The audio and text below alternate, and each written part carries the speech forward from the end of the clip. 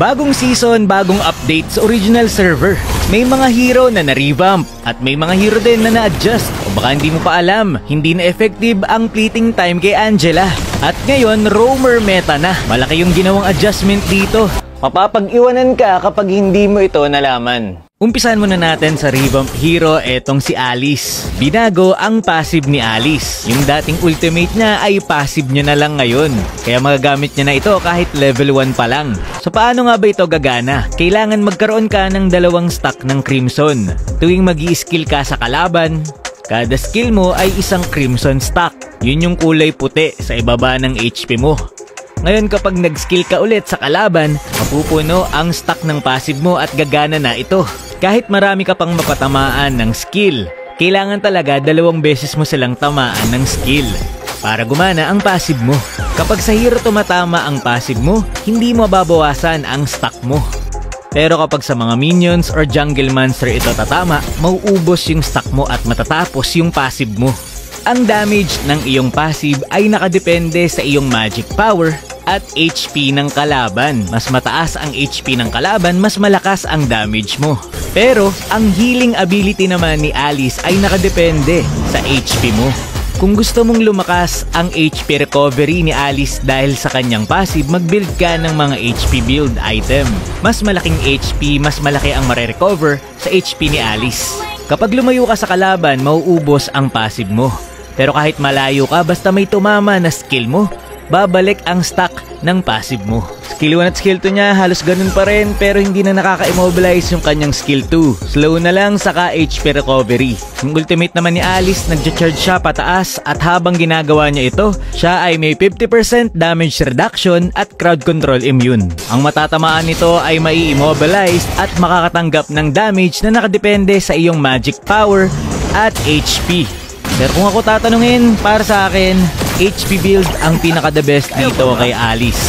Kasi mas lalakas ang survivability niya. Kapag jungler ka, para kang magiging utility jungle. Pag XP ka naman, magiging sustain XP ka. Magandang gamitin si Alice kapag makukunat ang kalaban. Sa mga nabuff na hero naman tayo, unahin na natin si Angela. 20 seconds na lang ang cooldown ng ultimate niya sa lahat ng level. Ibig sabihin early game pa lang may spam mo na ang ultimate mo. Pero hindi ka na dapat mag-build ng fleeting time. Kasi kapag nakasanib ka sa kakampi mo, tapos naka-takedown kayo, hindi na mababawasan ang cooldown ng ultimate mo. Yan, tignan nyo, naka-fleeting time ako at 14 seconds ang cooldown ng ulti ko. Ang base cooldown reduction ng fleeting time ay 15%. So magbibuild ako ng 15% cooldown reduction lang. Ang magiging cooldown ng ultimate ko ay 14 seconds lang din. Yung cooldown kasi ng ultimate mo ay gagana lang pagkababa mo doon sa kakampi mo. Pero ang maganda dito, pag umabot ng 45% ang cooldown reduction mo dito kay Angela, 11 seconds na lang ang cooldown ng ulti niya. So ang mapapayo ko lang sa'yo, kapag sumanib ka sa kakampi mo tapos hindi na naman siya delikado or wala na kayong iti-takedown, bumaba ka na para mag-cooldown na agad ang ulti mo. Bilang kapalit naman ng Unli ulti ni Angela, pinababa ang shield na kaya niyang ibigay. Kahit naka-magic item ka pa. Yung skill 1 naman niya from 6 seconds, 7 seconds na ang cooldown ng charging time. Makikita mo na rin nga pala kung ilang stack na ng movement speed ang naibibigay ng iyong skill 1. Yung skill 2 niya hindi mo na pwedeng gamitin sa minions para hindi ka na magkamali sa pagtali ng kalaban kahit may minions na katabi. At makikita mo rin kung hanggang gaano kalayo ang dapat mong i-maintain para maitali at ma-immobilize ang kalaban. Yung Samus na buff din, makikita mo na ang stack ng kanyang lava energy. Yung kulay red sa baba ng HP niya. The more na mas marami yan, mas magiging madalas ang iyong enhanced basic attack. Kapag hindi ka nakakapagbigay ng damage sa kalaban, mawawala yung stack niyan. Pero kapag nakapag-deal ka ng damage sa kalaban, mapahero man, minions, or jungle monster, hindi mababawasan ang stack ng passive mo. Madali lang magpa-stack ng lava energy niya. Kailangan mo lang mag-basic attack o gumamit ng ultimate kasi kapag nag-ulti ka, mapupuno agad ang stack ng passive mo. At only enhanced basic attack na yan. Kaya lang 600 na lang at all levels ang bigay na HP ng ultimate ni Samus. Pero malaki naman ang bigay na max HP bonus depende sa extra HP mo. Ibig sabihin, the more na mas marami kang HP item, mas malaki ang dagdag na buhay ng ultimate mo. Tignan nyo dito, mag-ultimate ako at 2,460 ang bigay na HP ng ultimate ko. Kasi naka-HP item ako. Mas malaki na rin ang bigay na attack speed boost ng ultimate niya ngayon. Overall, kapag nahanap mo yung tamang item sa kanya, mukhang goods naman si Tamus. Si Sylvana naman ay nabuff din. High level CC na lang ang makaka-cancel ng kanyang skill 2. Ibig sabihin yung knockback sa stun ay hindi na makakancel ang skill 2 niya.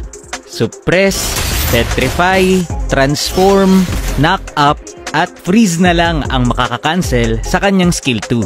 Si Bane din nakatanggap ng buff. Pinahina ang damage ng kanyang skill 2 pero mas pinalakas naman ang charge damage multiplier. Ibig sabihin, kapag full charge ang skill 2 mo, mas malakas ang damage. Mas mabilis na rin mapu-full charge ang skill 2 mo.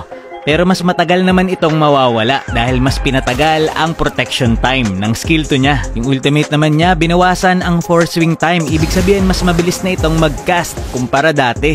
Kahit kakagamit mo pa lang ng skill, mas pinabilis na rin ang movement speed ng kanyang mga pating. Dinagdagan din ang airborne duration ng kanyang ultimate. Mas matagal na yung knock-up niya pero wala na itong knockback effect. Pero mas pinalakas naman ang slow na bigay ng ultimate niya. At pinalakas din ang base damage ng ulti niya. Si Chip naman mas pinakunat. Dinagdagan ang physical defense growth niya. Tapos mas makakatulong na siya mag-clear ng minion wave ngayon kasi gumagana na ang enhanced basic attack niya sa mga minions at creeps or jungle monster. Sa mga na-nerf na hero naman tayo, una na dyan si Kimi. Hindi mo na pwedeng itap-tap ang kanyang basic attack kasi mas mabagal na ang basic attack niya kapag tinatap-tap. Kailangan talaga i-hold mo na yung basic attack para ma-maximize ito. Si Florine, mas pinahina ang shield na kayang ibigay sa kakampi. Mahina na yung shield kahit malakas pa ang magic power mo at yung mismong base shield din pinahina rin. Pero pwede mo nang i-drag ang iyong passive para maibigay sa kakampi. At kapag merong kakampi ka na 60% na lang pababa ang HP, ay lalabas ang icon nila malapit sa ultimate mo. At madali mo na matatrack kapag may low health na nakakampi mo para maultihan mo kagad. Sa roaming adjustment naman tayo, meta na ito ng mga roamer. Nandito na yung patch na kapag nakapag-reveal ka ng kalaban, magkakaroon ka ng XP at gold. Kita nyo, nagkaroon ako ng XP at 30 gold dahil nakita ko yung Kimi. At nung pinuntahan ko yung jungler nila at na-reveal ko, nagkaroon ulit ako ng XP at gold. Nag-respo nga dito yung tank nila at mid laner. At dahil rumespo sila at na-reveal ko rin sila, naging level 2 agad ako. Up to 2,000 gold ang pwede mong makuha dito. Take note lang na dapat 5 seconds hindi visible sa mapa yung kalaban para gumana ito. Ibig sabihin kapag na-reveal mo na yung kalaban, pwede ka nang magtago muna at balikan na lang yung kalaban after 5 seconds.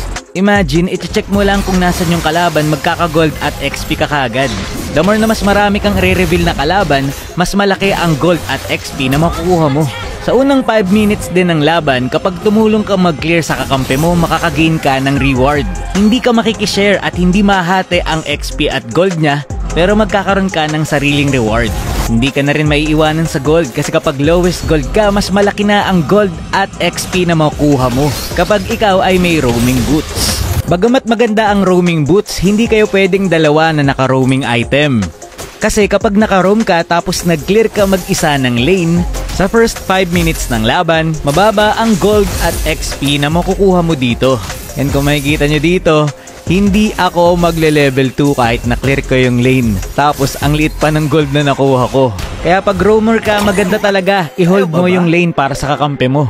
Para pares malaki ang makuha nyo na gold at XP. Hindi yung mag-clear ka mag-isa kapag first 5 minutes pa lang ng laban. Gagawin ko ng separate video guys kung paano yung tamang rotation ngayon ng mga roamer para mauna ka sa level. Yung mga skill ng roaming item ay hindi na nag-i-scale. Fix na ito. Nandito yung listahan. Check nyo na lang. Tapos mas pinaganda yung dire hit ngayon kasi dati kailangan mo pang ma-crowd control yung kalaban para magkaroon ng additional damage ang kakampi mo sa namarkahan.